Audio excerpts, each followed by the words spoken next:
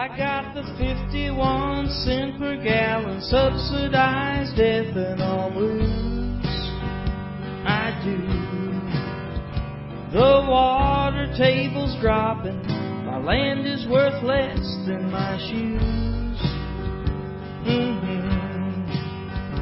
We used to have something called free enterprise, but if you know the right people, you'll get subsidized. I got the 51-cent per gallon subsidized ethanol blues. On this farm in the rolling hill country of northern Maryland, the Holters, rallying to the call for more food, join the growing army of victory gardeners. Now let's see on this little model of their quarter-acre garden the plan they work out. Here's the early garden. Here, 4 rows of early potatoes. Then 2 double rows of peas, early, medium, and late. 1 row of cabbage. Double row of carrots and beets, half a row of each. 1 double row of greens, spinach, mustard, turnips, and chard. Tomatoes, early and late, wilt resistant. Peppers, half a row. Radishes, lettuce, and onions next to the house. Asparagus and rhubarb beds are at the side. Pole beans, 3 rows. 4 rows of sweet corn along the fence. And finally, 2 rows of lima beans complete the early garden.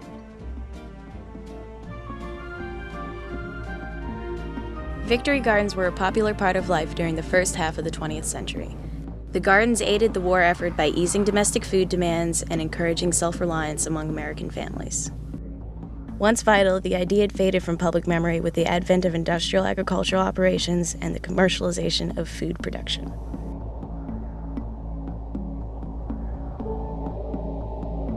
The challenges of today's energy-dependent world include merging food production with fuel production. In the United States, corn has been a favored agricultural choice to reduce energy dependence through the production of ethanol, despite the fact that it makes up only a fraction of our total oil consumption. Every year, billions of dollars in subsidies are available at all stages of ethanol production, making it a very lucrative industry. For this reason, areas like Webster County, Missouri have been receiving attention from ethanol proponents.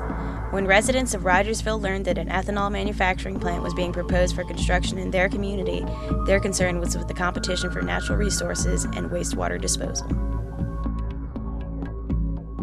Dear Ms. Tolliver, thank you for contacting me regarding your concerns with the proposed ethanol plant in Webster County.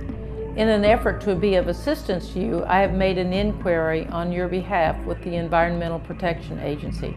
As soon as I have received any information from them, I will get back in touch with you.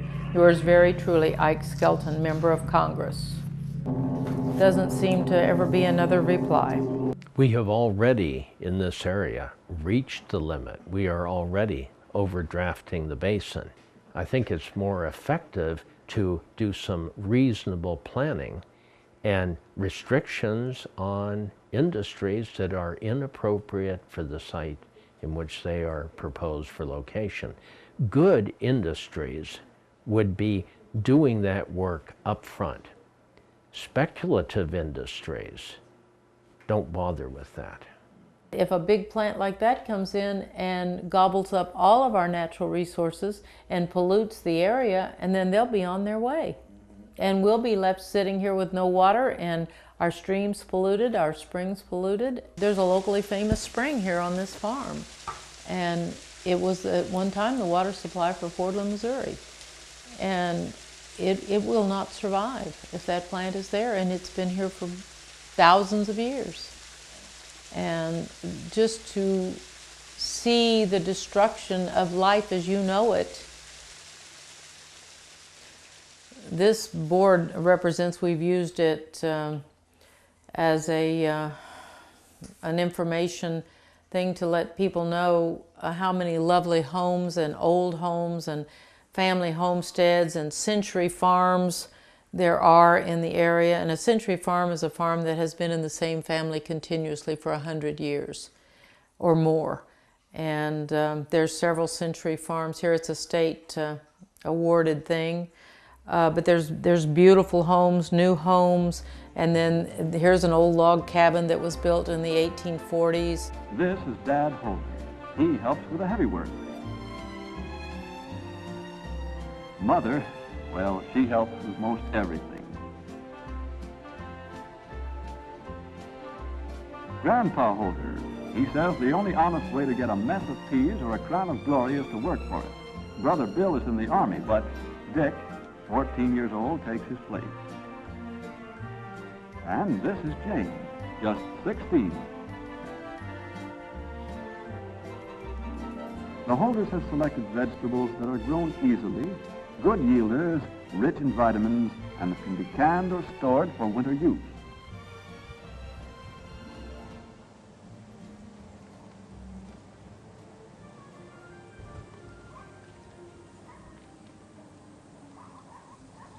Our country was built on the small farmer and the independent ownership of land and the ability to raise your own food and take care of your own family in that way. And as the big agribusinesses gobble up the small farms, I believe that our country is getting deeper and deeper in trouble. That's a personal feeling of mine, because the small guy is being forced out. It's all based on oil, and it's all based on out-of-control consumption.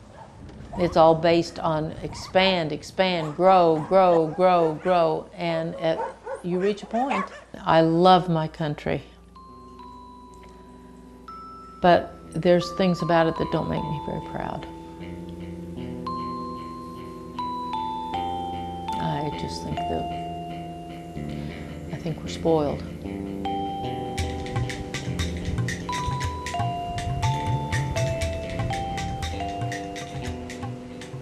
A 2005 energy bill required that the United States boost its ethanol production to 8 billion gallons by 2012, up from 4 billion gallons in 2005. That's a lot of ethanol, but in comparison, the United States consumed 140 billion gallons of gas in that same year. Corn ethanol is promoted as a solution to our energy dependency, but even at an optimum production level of 8 billion gallons per year, it is still less than 1% of our total gasoline consumption.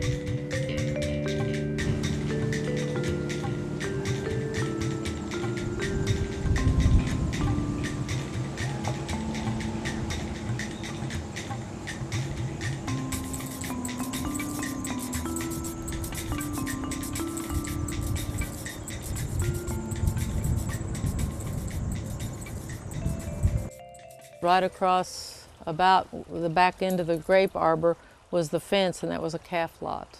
The peach tree is probably over 100 years old, and it has the most beautiful peaches on it. I can peaches every year, and I put a lot of love in this place. I don't want to think about losing it. In the picture of the backyard, I mean, it doesn't look very good now, but I'm just telling you. These three things right here, they're peonies. Those were the only thing that were here. We built all these flower beds.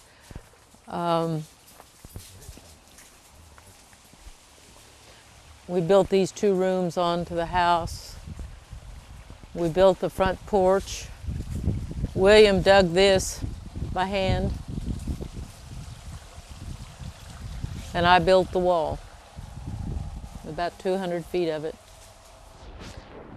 Each corner post has a time capsule in it. Really? Mm-hmm. I'll tell you a funny story about him when I'm off tape.